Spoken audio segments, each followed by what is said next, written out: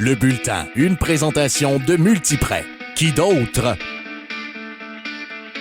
Cette semaine, on s'est déplacé au Cégep du Vieux-Montréal pour s'entretenir avec l'entraîneur-chef des Spartiates, l'équipe de football Division 1 au Québec, Reynaldo Sagesse. Salut coach, comment ça va? Ça va très bien, merci. Toi. Hey, qui dit Vieux-Montréal, surtout lorsqu'on parle de football, on parle de grande formation, grande organisation, même de dynastie. Exactement. Un programme qui a été fondé en 1980. Beaucoup de succès, 12 championnats au niveau de son histoire. Beaucoup de joueurs sont rendus au niveau universitaire, au niveau professionnel. A été fondé avec des athlètes un peu partout. C'est un programme qui a gagné beaucoup de championnats, une belle force, un beau sentiment d'appartenance. C'est un programme que je suis super fier d'être à la charge présentement parce que je suis lancé d'ici. Ah oui, tu as déjà joué ici? Exactement. J'ai joué ici de 2003 à 2006. Je viens du collège Mont-Saint-Louis. J'ai fait un an avant de venir jouer ici. J'ai été accueilli de super bonne manière. Chaleureux. À l'époque, c'était Marc Santerre, l'entraîneur-chef. Oui. Une sommité au niveau du football québécois, un gars qui a eu beaucoup de succès, un gars que je suis encore très proche de nos jours, qui a, encore une fois, le sentiment d'appartenance qu'on a dans ce programme-là a été fondé par lui. Donc, tout ce qui se passe présentement, c'est un peu grâce à lui, puis on est très fiers de ça. Reynaldo, après ton séjour ici avec le Vieux-Montréal, tu as même été joué du côté américain avec Michigan. L'Université du Michigan. Effectivement, ça n'a jamais été un plan pour moi de me rendre aux États-Unis, mais en arrivant au Montréal, j'ai compris tout de suite que le niveau d'excellence était le standard qui était établi ici. Donc, si tu voulais être un bon joueur, il fallait que tu travailles extrêmement fort. Je trouve que c'est la force de caractère de ce programme-là. Il y a des jeunes qui sont un peu plus vieux que toi, qui te font sentir à l'aise quand on est à la maison. Mais à partir de ça, si tu veux faire ta marque, il faut que tu sois capable de prendre avantage de la situation qu'on a présentée. Après mon parcours ici, j'ai eu l'opportunité de me faire voir par des coachs américains, une bourse d'études complète par l'Université du Michigan, puis c'était très fun. Écoute, tu viens de le dire, tu as joué sous les ordres de Marc Santerre, une sommité comme entraîneur au Québec au football. Tu as goûté ce qui se passait du côté de Michigan. Exactement.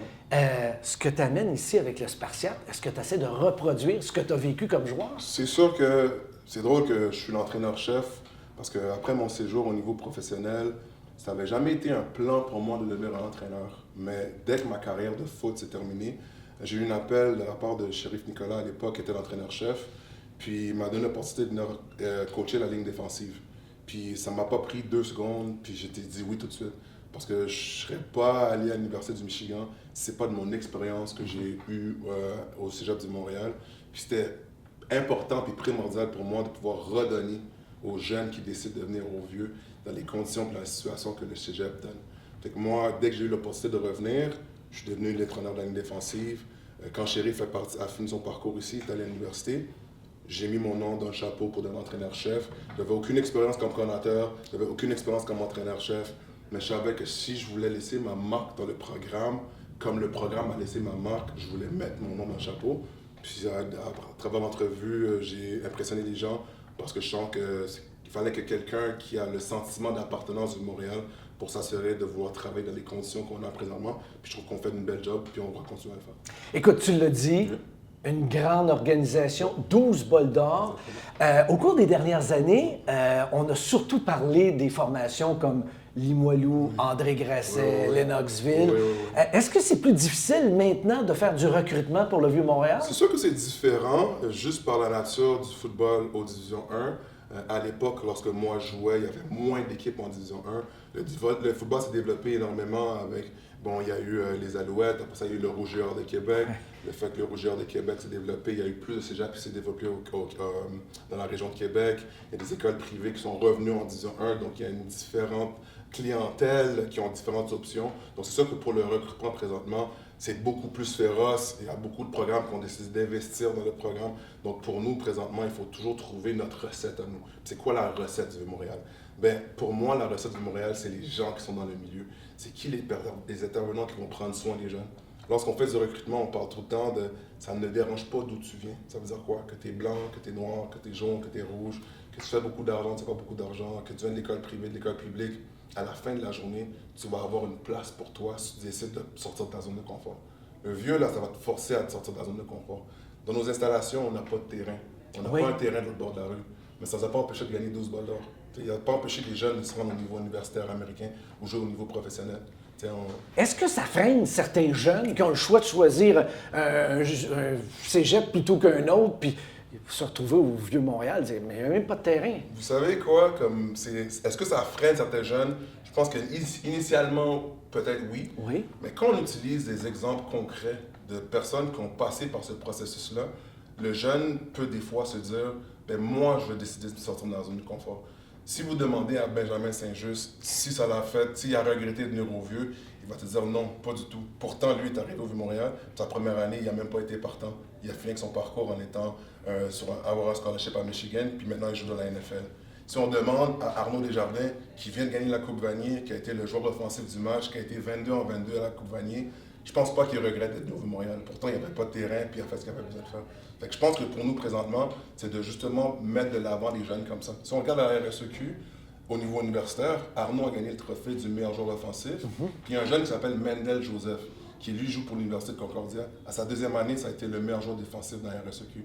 Offensivement et défensivement, les deux meilleurs joueurs au Québec, c'était un gars du Vieux-Montréal. Donc, tu peux le faire toi aussi. Mais là, c'est quoi le secret? Comment ça se fait qu'il y a autant de joueurs de football qui sont passés dans le Vieux-Montréal, qui ont atteint la NFL, la Ligue canadienne de football ou les grandes organisations de football universitaire au Canada? Mais l'essence de Montréal, c'est des jeunes qui n'ont pas peur de travailler. Il faut que tu sois capable de vouloir travailler quand les conditions ne sont pas tout le temps faciles. Je pense que c'est des jeunes qui aiment le foot. Il faut que tu adores le foot pour venir jouer au Vieux, parce que dans la réalité de notre chose, c'est un peu différent. C'est pas tout le temps confortable, mais tu es prêt à venir là-dedans. Puis une autre chose, c'est le fun d'être ici. C'est le fun d'être autour d'une gang de gars qui veulent travailler ensemble, qui savent qu'à la fin de la journée, ce qui nous amène à venir au Vieux, c'est de venir jouer au football pour représenter notre cégep. Et ce qui est spécial avec le cégep du Vieux-Montréal, c'est que ce cégep-là est situé centre-ville. Oui. Pour nous, le centre-ville, c'est la beauté de la chose. Pour certains, ça peut être intimidant, surtout, mettons, si tu viens d'une région où est-ce que tu n'es pas habitué de prendre le métro. Mais pour nous, c'est le quartier latin, il y a des restaurants, un cinéma, il y a de la vie. Là, au Vieux-Montréal, il y a tout le temps de la vie, c'est un grand cégep. Certaines personnes vont être intimidées, pour d'autres, moi je leur dis tout le temps, quand tu marches dans la rue, tu prends l'autobus ou le métro, il y a plein de monde autour de toi, puis as-tu peur? Je dis non, mais pourquoi tu aurais peur de venir au Vieux? C'est juste une autre expérience. Fait que moi, je demande tout le temps aux jeunes, prends le choix de sortir de ta zone de confort puis faire le bon choix. Ils viennent de où, les joueurs du Vieux-Montréal? T'es recrutes où exactement? On les recrute partout. En fait, nous, on se donne le mandat tout le temps d'aller chercher du monde de partout. Je veux dire quoi par ça? Il faut que tu viennes de l'école privée, il faut que tu viennes de l'école publique. Il y en a du monde de la Rive-Nord, de la Rive-Sud. Il y en a qui viennent de Québec, il y en a qui viennent de France. T'sais, on parle du Collège Notre-Dame, on parle de Curé-Antoine Labelle, de Dalbévio, Collège Laval, Jean-Eudes, Calixa-la-Vallée, Saint-Newt, Saint-Léonard. On veut du monde de partout. On n'est pas un programme qui se dit on veut un seul type de personne. On ne veut pas juste du monde du privé, on ne veut pas juste du monde du public, on les veut tous. Reynaldo Sagesse, ça a été un plaisir de faire un brin de jasette avec toi. Puis j'espère qu'on va se reparler très bientôt. Ben, moi, j'espère aussi, parce que ça a été le fun de faire ça, mais merci beaucoup. À bientôt. Merci. Le Bulletin, une présentation de Multiprêt. Qui d'autre